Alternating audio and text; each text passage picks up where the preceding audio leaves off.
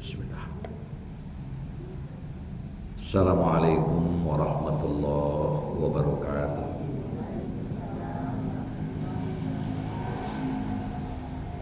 Innal hamdalillah alladzi khalaqas samawati wal arda wa ja'ala zulumati wan nur. Asyhadu an la ilaha illallah wahdahu la syarikalah wa asyhadu anna Muhammadan abduhu wa rasuluhu sallallahu alaihi wasallam la nabiyya ba'dah amma ba'd. A'udzu billahi minasy syaithanir rajim. Bismillahirrahmanirrahim. Fadhkuruni adzkurkum washkuru li wa la takfurun. Ya ayyuhalladzina amanu ista'inu bis-sabri was-salah. Innallaha ma'as sabirin. Shadaqallahul azim. Bapak Ibu jamaah maghrib yang dirahmati Allah, pertama tentu kita mulai dengan mengucapkan kalimat thayyibah sebagai bentuk rasa syukur yang kita acungkan kepada Allah terkait dengan kita tidak pernah henti menerima rahmat dari Allah.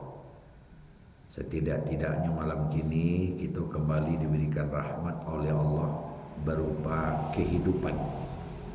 Hayat masih di kandung badan dan kita masih dapat menyelenggarakan kehidupan dan masih dapat menggunakan kehidupan itu untuk mengerjakan sesuatu baik nan kaum tua iswa maupun nang kabuswa.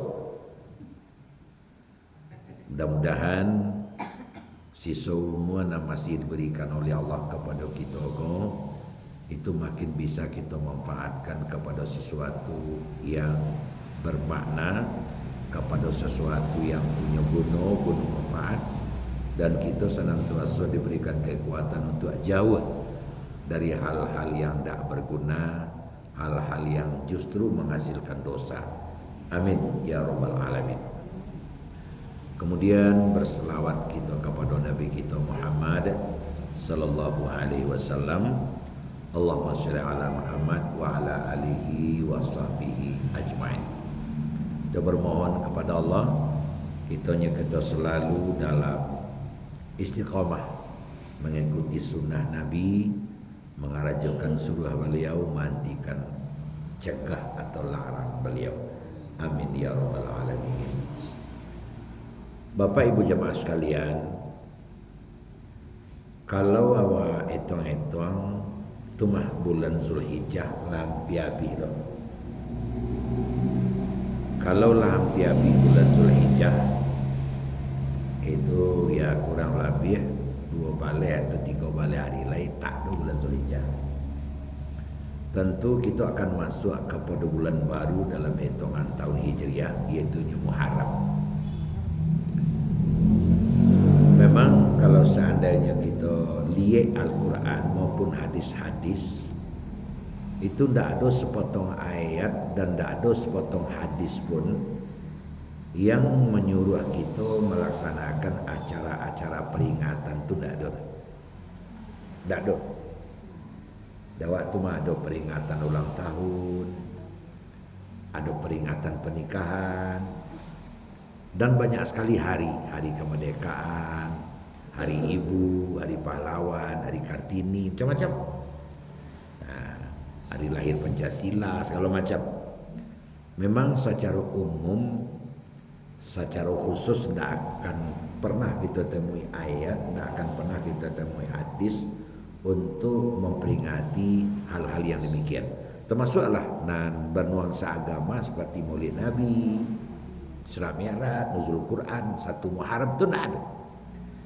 Tapi kalau seandainya awak telusuri, awak balik Quran ke satu persatu, lembar per lembar, itu secara umum ternyata kita temui dan sebenarnya apa itu.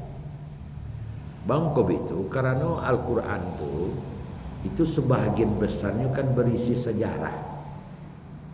Bahkan para ahli tafsir menyebutkan itu hampir 21 juz Al-Quran itu sejarah. Jadi kalau Quran itu 30 juz, 21 hampir berisi sejarah, Kan sepertiga nanda sejarah tu.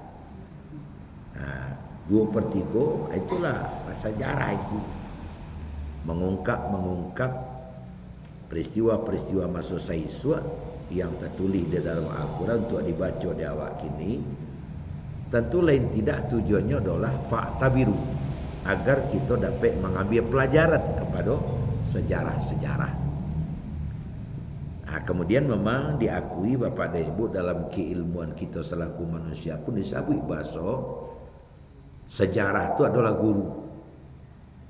Bahkan disebut dengan the big teacher, guru gadang sejarah. Dalam falsafah kehidupan kita di negara kita malah disebut baguru karena sudah membiak tua kanan mana. Itu kan artinya belajar kepada sejarah. Kemudian kita temukan dalam hadis bahwa orang yang beriman itu adalah orang yang tidak mau jatuh ke dalam satu lubang 2 kali. Itu kan dia belajar sejarah. Bagus nak mau lalu situ lah, patang lalu ke situ masuk dalam lubang. Itu kan belajar kepada masa lalu. Jadi memang benar para ahli sejarah pun menyebutkan orang-orang yang arif dan bijak itu adalah orang yang pandai belajar kepada sejarah. Nah, Bapak Ibu sekalian, salah satu di antara sejarah yang diungkap oleh Al-Quran dan sampai kepada kita masa kini, yaitu menyangkut dengan nan terjadi bagi diri Fir'aun, nan terjadi bagi pribadi Qarun, nan terjadi bagi pribadi Namrud. Itu kan manusia-manusia bangkang yang durjana, yang durhaka. Kena kedurhakaan dan kedurjanaannya itu ujung dari kehidupannya celaka. Ujung dari kehidupannya celaka. Basuba apa nalah menjadi falsafah dalam kehidupan awak. Nyo kalau memang awak menanam, yo awak menuai. Yo tangan awak mencancang, awak memikul. Nah, kalau menanam awak menuai, tentu cialai jika awak taruhkan nan awak tanam, tentu itu nan awak tuai. Apabila yang kita tanam itu adalah keburukan, maka kita akan menuai buah keburukan pula. Dan kalau yang kita tanam itu adalah kebaikan, maka kebaikan itu pada masanya akan berbuah manis. Tangan mencancang, bau mamikua. Utang dibayar, piutang diterima. Lambu je lambe. Jadi oleh karenanya kalau seandainya dalam kehidupan kobasua dewa, ya, hal-hal yang sama dengan apa yang disebutkan di dalam Al-Quran, yaitulah oleh karena awak hendak nama mengambil ibarat, hendak nama mengambil pelajaran kepada apa yang terjadi itu. Indak benar awak akan membaca sejarah lama sampai seisuak sampai nanti diungkapkan di dalam Al-Quran, sedangkan dalam tataran saum awak saja, itulah mulai nampak awak memang kalau tangan mencancang, bau mikul, hutang dibayar, piutang diterima. Itulah mesti itu. Sajak seisuak lah bantu itu. Makanya apa-apa dan ibu hadirin sekalian, salah satu yang diungkap dalam Al-Quran tadi Lambo sampaikan, wa ambil dulu Fir'aun. Inna Fir'auna ala fil ardi wa ja'ala ala syi'a. Sesungguhnya Fir'aun telah berbuat semena-mena di bumi Mesir dan telah membuat penduduk Mesir itu berpecah belah. Ini adalah orang yang begitu terungkap dalam Quran kebangkangannya.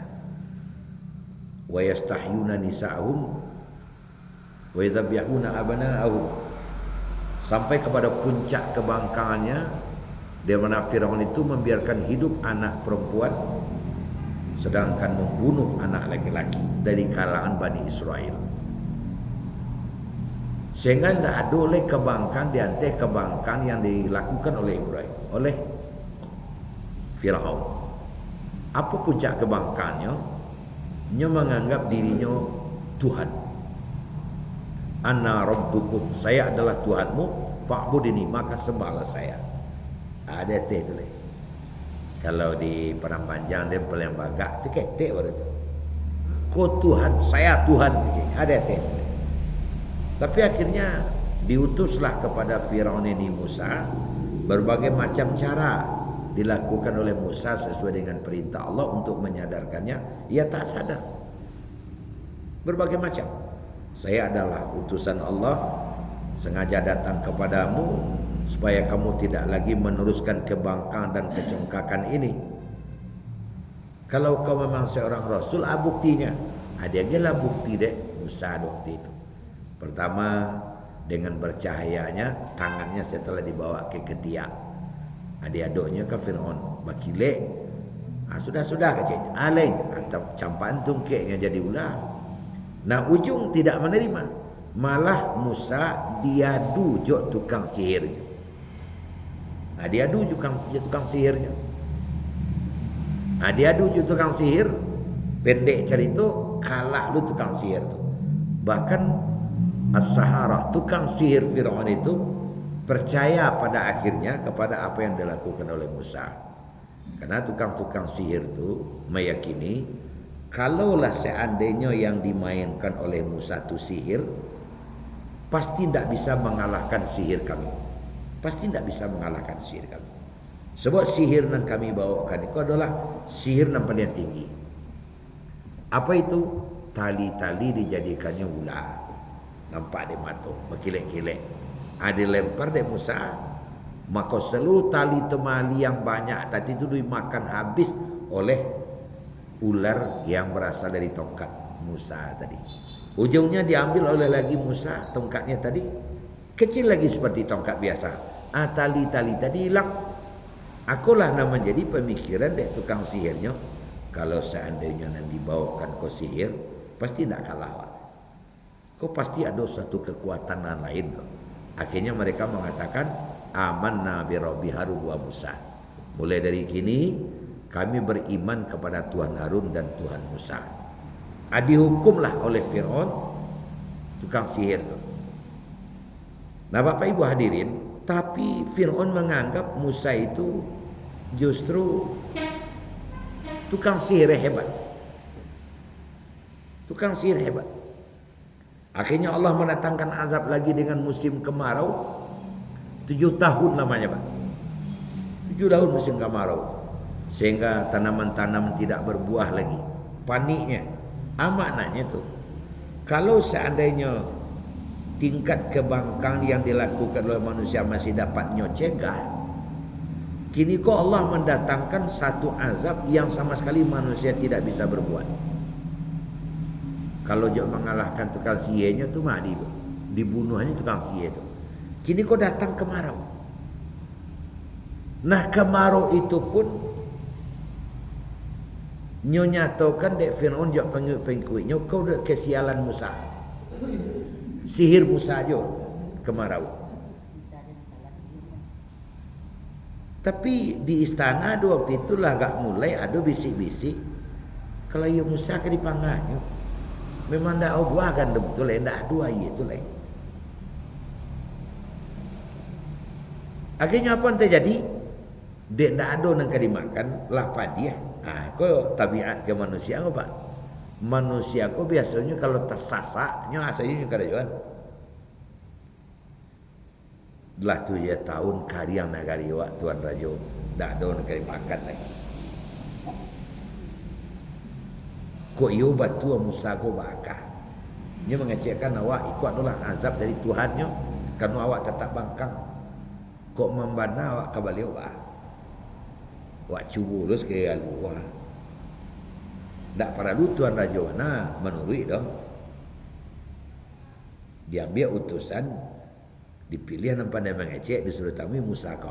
Awak minta kepada Musa ko mendoakan ke Tuhannya supaya musim kemarau kau dihentikan. Akhirnya boleh ia kapal bulu, boleh kata kamu pakai, bersepakai bantu itu.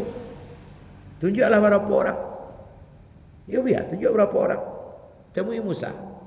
Musa, ud'u rabbaka lana.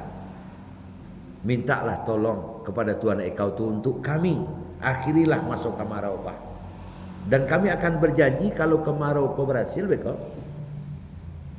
kami akan beriman kepadamu dan kamu boleh bebas membawa Bani Israel keluar dari Mesir. Di batu tu, batu. Akhirnya Musa pun berdoa kepada Allah. Pendek cerita, musim kemarau berakhir dan hujan mulai tiba. Nah, baca. Nah, setelah hujan mulai tiba, tanam-tanaman mulailah tumbuh, gandum-gandum mulai tabi. Anan tabayang dalam mutakfir enggak, ya santiang sihirnya ya. Sihirnya baru.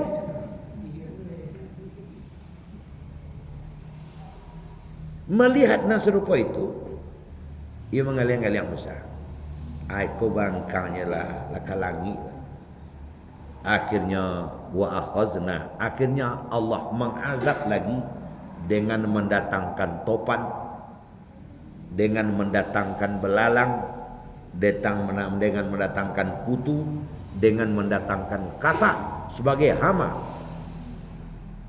Topan, nah ini kan hujan lah mulai turun tadi itu, tu mulai tubuh tu, datang topan. Dek jawek nan tadi itu, ndak baik hujan bakal tuntang, sehingga rumah-rumah runtuh, kayu-kayu tersakah di hujan labik itu.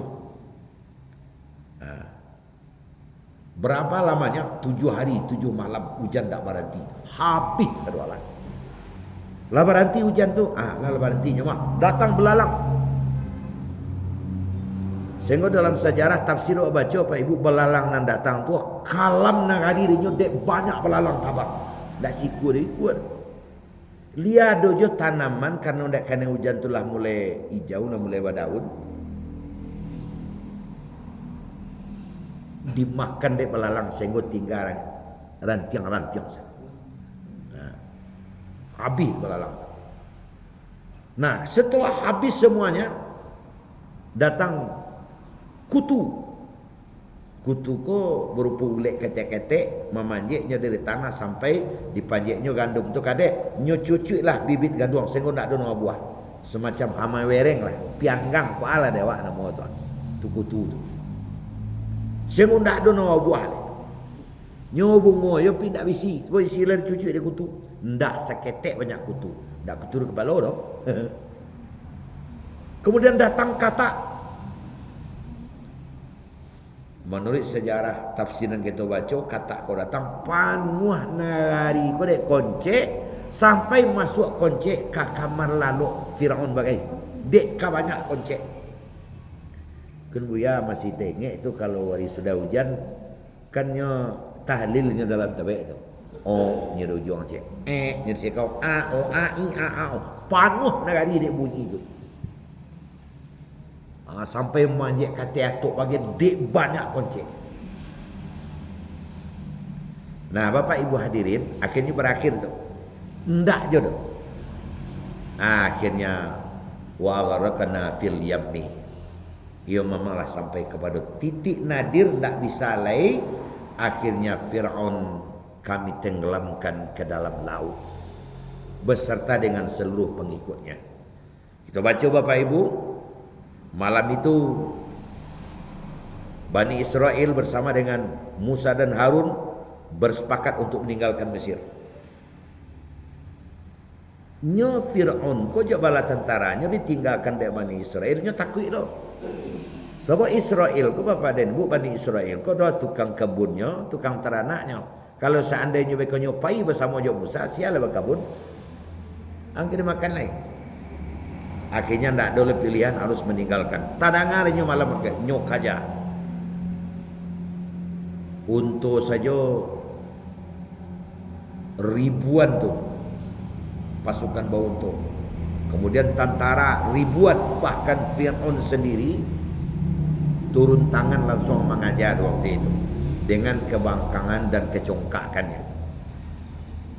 Bapak dan Ibu sekalian, Musa tidak pernah oleh Allah diberikan info, tapi nanjaleh lari ke arah itu. Maka Musa pun membawa seluruh pengikutnya lari ke arah itu. Akhirnya terdasarlah sampai ke Laut Merah. Kalau balik ke belakang, kolah ribuan menuri awak. Tak ada sampai lari lagi. Akhirnya Allah memerintahkan kepada Musa, pukulkan tongkatmu ke laut itu. Maka terciptalah laut itu bersibak. Dan datang dari suuk balik air juga suuk balik. Datang dari Kedah balik ke Kedah balik. Sehingga membentuk ngarai yang sangat tinggi sampai ke dasar. Dan Allah pun memerintahkan kepada Musa, lewati itu olehmu beserta pengikutmu. Masuklah ke dalam sampai ke ujung. Lah hampir sampai ke ujung seluruh pengikut Musa kok, Fir'aun dengan bala tentaranya timbul sebelah. Mengadang tu. Ini jalan. Saya bisa buat jalan di sini. Alainya lah kejek kurang pai kok. Masuk ke dalam je. Nyo masuk ke dalam. Sebenarnya Pak Ibu kalau baca lihat dalam Quran, ketika seluruh pengikut Nabi Musa itu tiba di ujung, Musa hendak memukul laut sekali lagi untuk agar laut ini kembali berbentuk. Allah menahan, jangan kau pukul dulu, biar nak masuknya sadonya lu gitu. Setelah masuk semua pasukan Firaun dengan bala tentaranya ke dalam laut seluruhnya, barulah waktu itu Musa pukulkan tongkatmu ke laut itu. Pukul tongkat, pitawi laut balik. Mati kasadu Allah. Ada yang menyebutkan jumlah pasukan yang mati waktu itu 7.000. Ada yang mengatakan sampai 13.000. Terserahlah kok barangnya, tidak lupa para lubana ada. Dan ada 200 pasukan onta hancur masuk laut, mati semua. Nah Bapak Ibu, Allah membuktikan bahwa sejarah itu benar terjadi. Sampai hari ini ditemukan tanda-tanda yang tidak bisa menolaknya. Kalau seandainya nanti jamaah Masjid Nur Iman ada berkesepakatan nak berjalan-jalan ke Timur Tengah, bawa bocek ambil tunjukan beko laut merah tu. Tawal ya, ustaz nak bawa kami, bawa bocek. Kalau awak lihat, itu memang dilihat tu Bu ya. Kalau laut yang menjorok ke darat apa namanya? Selat. Kalau darat yang menjorok ke laut, tanjung. Nah, kalau kita perhatikan Laut Merah, itu sebelah ke Arab Saudi itu ada selat. Kemudian kalau kita ke sebelah Mesir, itu ada selat. Itu kalau dicari garis lurus satantang. Itulah yang diduga tempat penyeberangan umat Musa. Sebab waktu itu landai, nya menurun ke bawah, alamak naik ke kate, ndak curam atau ikut. Satu itu, yang kedua. Kau ditong dah kau. Ditong dah kau beloknya. Kau minggu buku bagai mata we. Ya. Kau ditong apa tu? Ya. Terus dari apa kata Al-Quran? Seluruhnya kami hancurkan kecuali ada satu jasad yang oleh Allah dilempar keluar, yaitu jasad Firaun itu yang sampai kini masih ada. Sehingga beberapa orientalis Eropa itu merasa kagum kepada cerita Al-Quran. Kenapa? Karena jasad Firaun itu setelah diselidiki, setelah ditelusuri, penuh garam. Ada zat-zat garam melakek di sini. Makanya dia awet. Kemudian itu sebagai bukti memang kecebur masuk laut. Tapi kenapa hanya jasad ini saja? Kalau kayu ada lagi 20-30 ke terbujur di pantai kan. Ada ikan kat 3 ekor, kudo kat dia, kat cie untung kat 3. Tapi hanya jasad Firaun saja. Ini fakta biru.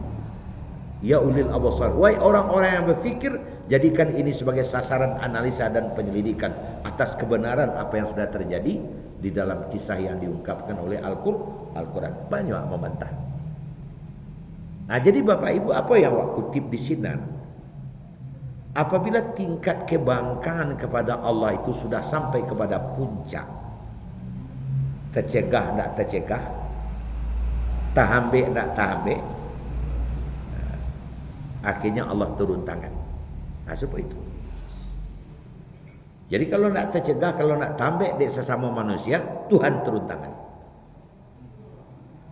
Nah, kalau Tuhan yang turun tangan, ya itu jadinya hancur lebur jadinya.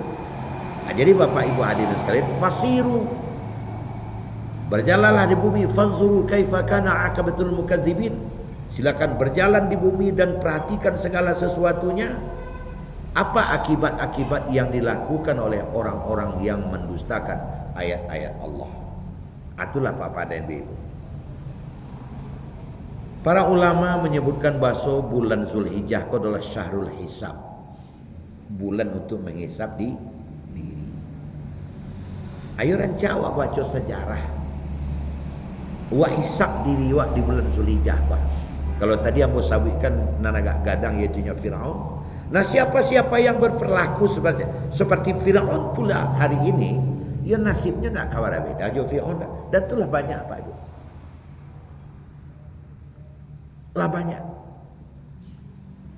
Betapa manusia-manusia jahat di dalam sejarah. Hitler umpamanya berpuluh-puluh bulan ndak mati, tapi ndak luidui. Itulah kira-kira. Itu kan sudah sejarah yang membuktikan itu. Tangan mencancang, bau memikul. Kalau tingkat kejahatan itu sudah sampai kepada puncak, ayo terima hukuman. Terima hukuman. Tinggal kalau wak rantiah ke diri, wak rangkul ke diri wak apa. Nyob itu. Kenapa bulan Zulhijjah kau disebut dengan syahrul hisab, bulan untuk maisot, hisab diri? Karena sesudah Zulhijjah kau masuk Muharram, tahun baru. Agama mengendaki pas masuk tahun baru kau ada tajdidul hayah, pembaruan hidup pula. Tajdidul iman, pembaruan iman. Tajdidul ibadah, pembaruan ibadah. Tajdidul rahmi, pembaruan silaturahmi, persaudaraan. Semuanya serba baru.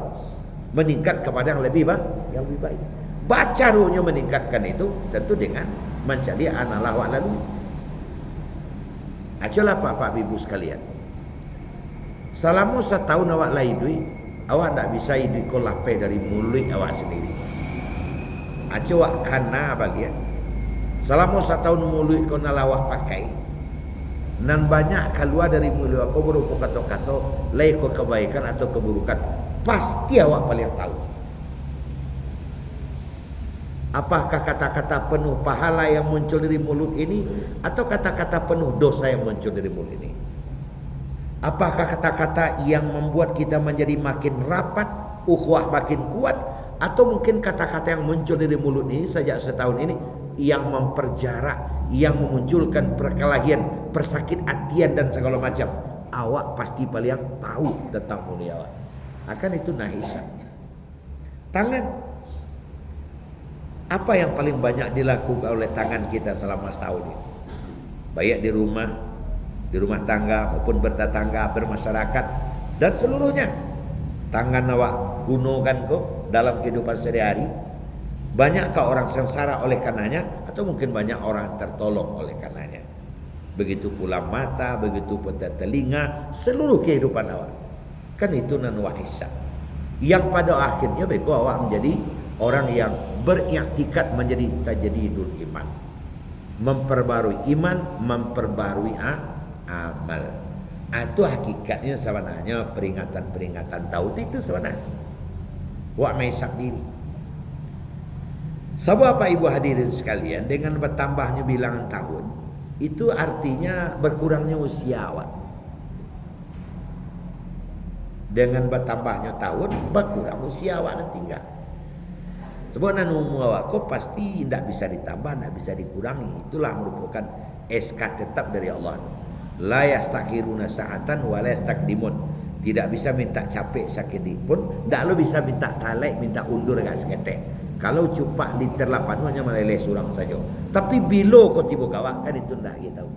Tapi nan jaleh dengan bertambahnya bilang tahun, maka awak pasti makin dakek kepada al-maut itu sendiri. Kinilah bertambah bilang tahun. Sangatlah wajar awak merenungkan diri, sangatlah wajar awak untuk menimbang-nimbang ibadah dan awak karajokan selama itu. Makanya apa ibu sekalian? Nabi kita Muhammad sallallahu alaihi wasallam memerintahkan kepada awak, hasibu qabla an tuhasib. Hisablah dirimu sebelum kamu dihisab.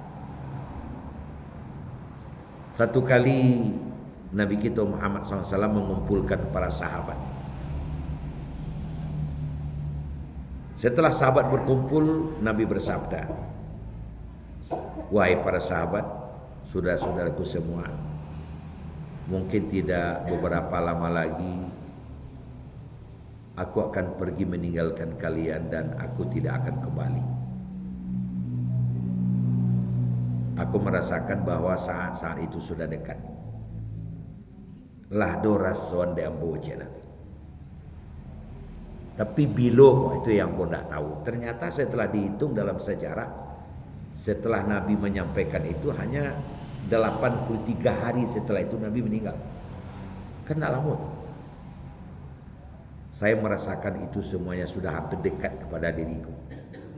Karena Nabi sudah menerima wahyu terakhir di Haji Wada, dan Nabi itu tidak, dia sudah merasakan sesuatu gitu. Kenapa begitu Rasul? Ya, setelah aku sampaikan kepada kalian, mana tahu pada saatnya nanti aku akan pergi meninggalkan kalian. Menangilah sahabat-sahabat. Malu nak kau nangis lah begitu sayang dan cintanya kepada Rasul. Ikon disampaikan dari Rasul. Itu marah uang tak duanya. Irba'u ru'usakum. Tegakkan kepala kalian. Isma' dan perhatikan. Taraktu fikum mu'azan. Sungguh pun aku tidak akan lagi bersama-sama dengan kalian. Tapi aku tinggalkan untuk kalian dua. Somitun wa natiqun. Cie an yang saja, cie pandai mengecek. Kalau kedua-duanya ini kalian pegang teguh, bawa sebagai pendamping di dalam kehidupan, insyaallah lan tadilu abada, kalian tidak akan sesat, bahkan seolah-olah aku tetap hidup bersama dengan kalian. Shamitun wa natiqun, nan yang saja, lalu nan mengecek taruh. Sahabat bertanya, apa itu yang diam Rasul dan apa itu yang ngomong Rasul? Yang diam saja wahwal maut adalah kematian. Wa natiqun, sedangkan yang pandai bicara wahwal Quran adalah Quran. Jadi artinya apa? Walaupun Nabi tidak lagi hidup sama-sama Jawa, pilih takana aja mati kau. Selamat ya. Orang takana mati itu semangatnya dalam hidup bukan takwik. Bukan takwik. Selalu bersiap untuk yang satu itu. Kau takwik mati dia lebih kau. Nyo tahu mati itulah ada batas. Kalau nalun mati ke dia Tuhan, alun mati. Adu secaranya untuk mailan dari mati. Kalau cok sampai ke ibu mak kawan aku, pegawai Kemenna Kota Palembang, jam 10 hanya harus hadir di Belitung. Biar pesawat jam 8. Akan supir taksi, mas kita lewat sini aja mas, nanti terlambat. Kira ke situ terlambat ni. Macam sini. Kecian terlambat dengan orang sekuat. Alah tabak pesawat. Tapi setengah jam setelahnya berang ke supir taksi dapat kabar pesawat yang bakalnya tumpang menukiak masuk laut. Sampai kini tak basuh badan pesawat tu. Nyo cari melihat taksi kau. Ni untung yang bawa gini je. Kau nak kasih tuang bawa tak ada ni lero je. Aku pitiang 2 kali lipat aja. Kan ada saja cara Tuhan untuk menyelamatkan seseorang karena ajalnya belum datang. Nah sekarang di Palestina sedang menjadi ke Irak lah segala macam. Kan banyak kejadian-kejadian aneh Pak. Rumahnya runtuh, seluruh saudaranya meninggal, anakku sedang selamat. Kan banyak kita saksikan seperti itu. Kenapa? Karena memang ajalnya belum datang. Di waktu tsunami Aceh ada seorang perempuan tapuang dari papan Cik hari nangka 10 ditemukan oleh nelayan Malaysia. Assalamualaikum dia tangka Cik dia. Gue balaki tu balik kawan. Dah tu. Itulah bayang dia. Kalau memang ajalnya belum datang, ajalah bayang ibu Tuhan. Tapi kalau ajal nang katibu adu-adu se nyo japui malah ajalnya. Dia yo picek. Dia picek. Tahun bara lah dulu apa dan ibu Oto Sukma jatuh di Cibadak Bungkuk. 70-an tak salah nak. Tu mah di Kubu Karabi naik kakek jo nenek. Mulai saya kakek je cucu kasih, nenek je cucu kudusi nenek. Mulai senangnya nenek je cucu, menangislah cucu. Wow, wah, tu muak orang. Sampailah ada orang musul ke supir-pir, kau tiba di Peramajang, suruh lagi itu turun. Tak tahu kami menangis tu. Suruhnya jodoh lain, kau kepulang jodoh ada balik. Karena banyak yang mau ditenggang, supir menemui nenek itu. Nek, mungkin cucu nek kau sakit mah. Pilah presok kau sakit dulu lah. Ajak tu lain sih ke Padang, beko ke pulang, ambo sisokan bangku cek, jodoh kau balik. Aku CEO tu dari Kubu Kalbi kemarin nak sabar ya. Ya karena dia jujur menyampaikan pi nenek kau rumah sakit. Biar kercis sedang menunggu kerici, tiba ngau tu ambulan. Po jatuh tu kau di cibadak bungkuk. Mati orang sadu alahnya. Lah, dia kan terkenal dia tu. Mati sadonya. Asiana menyuruh cucuku menangis. Siana mengarah hati seseorang penumpang maka mengecengkan supir. Siana mengarah hati supir mosul kah? Kan nenek loh. Umur nenek cucuku masih ada. Nah lain-lain tidak lagi akan ada. Kalau nanaluna aja. Jadi Bapak Ibu hadirin sekalian, karena itu adalah berada, kita tak pikirkan, kita hanya ingat kita harus bersiap untuk menempuh yang satu itu dengan ibadah yang sempurna. Siang wak babi hari, malam wak babi minyak, wak siap dengan ibadah. Santai saja menghadapi hidup ini. Kerjakan solat yang 5, perbanyak ibadah sunat. Kita pun mengerjakan kan 2 kerjaan. Nang kabusua, nang kau tu isua, kan itu kerja 2 mah. Mengarajo nang kabusua, mengarajo nang kau tu isua. Asairi yang keduanya itu. Jangan kabusua saya. Hapi hari itu nang kabusua saya. Lupa semayang, lupa ibadah. Atau nak masuk terus. Saya apresiasi ada anak kita tadi, nih yang berimob ini. Ada cara ya, dakpaknya kami diwajibkan solat 5 waktu. Mantap itu. Itu juga sudah melatih dan sudah mengarahkan agar bersiap diri di samping menghadapi hidup di dunia juga menghadapi kematian. Sebab mati itu agak sekali surang dicubung.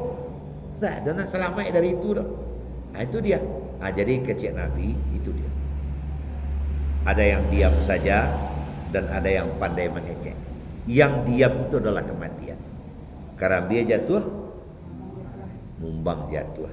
Oh mantang mudo, dia mudulung kematian aja mengecek. Oh wak siai, sehat tidak menjadi penghalang untuk mati, sakit tidak menjadi syarat untuk mati. Abang kayak Solo dulu Bupati Mo Gusmal 2 bulan setengah koma. Sadar balik jadi bupati sudah tu balik. Apa kerja awak? Pertama bupati. Asal tu masuk yang kedua kalah. Dia sesurahim. Sakit leh. Koma 2,5 bulan tu. Asyik balik. Bapak cu je surahim balik. Di kalah surahim balik.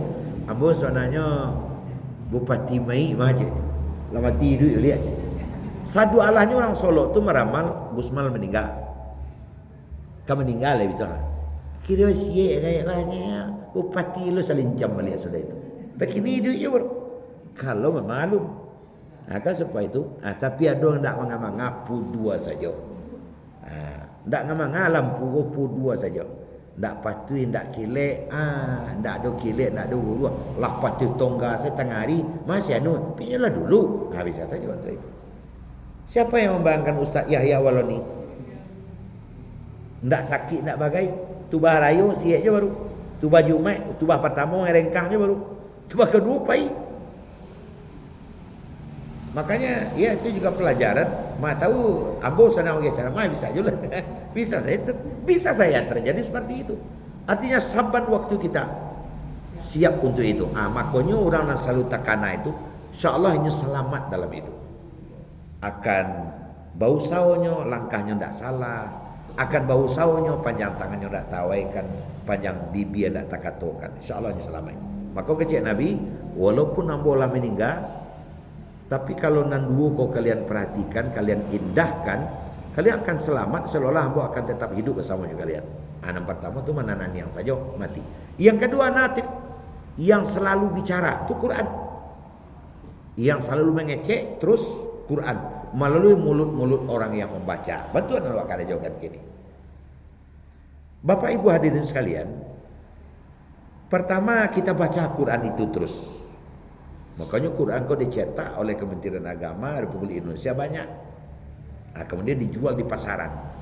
Jangan sampai ndak dulu Quran awak di rumah. Dulu telah tak wak. Jangan itu. Caya Quran kau dibaca. Makanya ikut kau batik. Ikut kan gunanya malam tadi sampai kamar dibaca. Kan untuk itu sebenarnya. Kau nak untuk ambil karancang. Untuk hiasan. Tapi untuk pembatik. Terus tamat ulang balik. Tamat ulang balik. Tamat ulang balik. Syifa lima fis sudur. Dengan dibaca saja itu Quran itu sudah mengobati apa yang ada di dada kita. Terus baca. Sejauh kemampuan. Mas tata'tum sejauh kemampuan. Tak lupa lalu ada lagu-laguan kayak orang MTQ lu di rumah. Laki juara, bini juara lu. Ndak itu dah. Baca. Di samping itu kini kan ada Quran terjemah. Coba terjemah. Nah, tambah perlu celai bantu di masjid awak kan selalu ada pengajian. Dan itu yang dibahas adalah Al-Quran. Kita ikuti terus petunjuk-petunjuk Quran. Nah, kalau serupa itu sehingga kecek Nabi, walaupun aku tidak ada lagi bersama-sama dengan kalian, insya Allah kalian hidup seolah-olah aku tetap ada bersama kalian. Karena mati dan selalu baca Al-Quran, dekat dengan Al-Quran.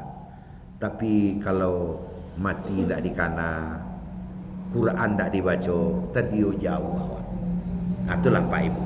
Bulan Zulhijjah, bulan Hisab, Hisab itu dapat periode Muharram kau meningkat amal ibadah awak kepada Allah Subhanahu wa taala. Jangan sampai berkurang lagi. Itulah Bapak Ibu sekalian, mudah-mudahan dan aku sampaikan akan ada manfaatnya.